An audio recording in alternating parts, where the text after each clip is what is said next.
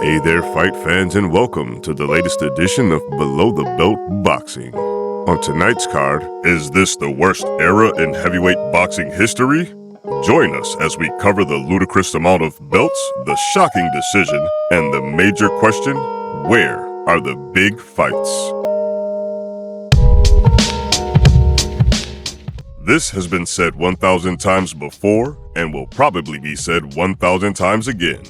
Boxing simply has too many championships and too many champions.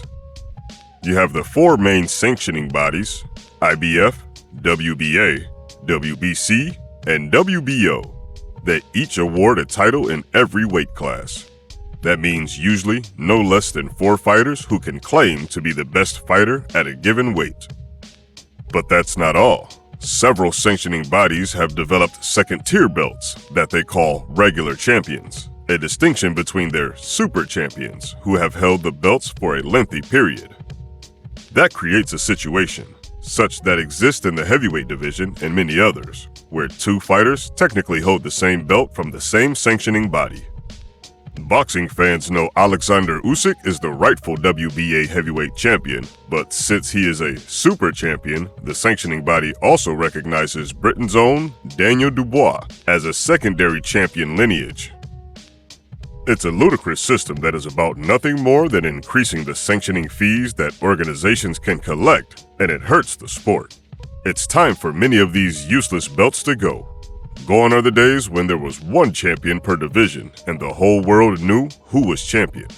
Going back just a couple of years, there were 4 different world champions in the heavyweight division: Anthont Joshua, Deontay Wildier, Joseph Parker, and Tyson Fury holding the Ring Magazine belt.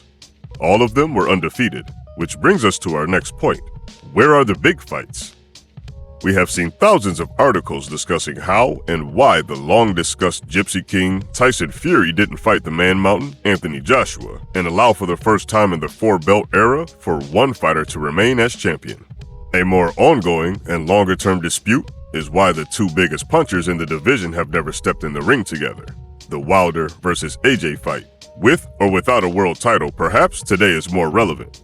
This year saw one of the largest pay-per-view buys with the non-title fight between Tank Davis and Ryan Garcia. Does this prove that fans are caring less about who is the champion and they just want to see a good matchup? Fury and Usyk, both fighters hold titles and both are considered to be the top 2 fighters in the weight class, but a bout has thus far eluded us. Tyson, frustrated by the lack of money offer, recently announced his plans to fight elsewhere in the division. Again, something the fans are angered by, where he will also likely struggle to find many meaningful fights outside of the top 3 or 4 fighters. The problem?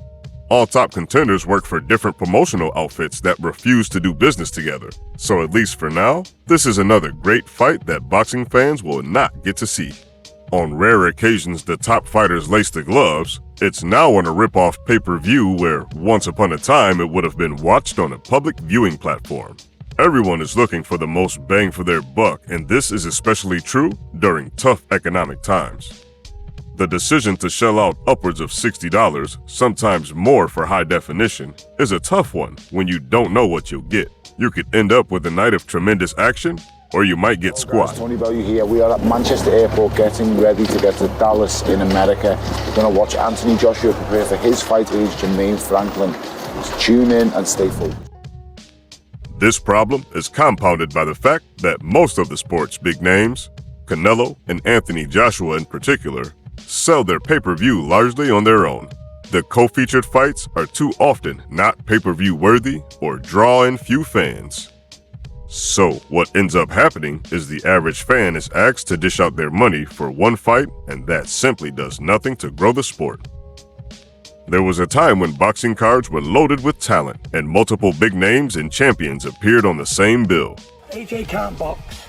He's a big old wooden top like this here, looking for a big right hand and a left hook.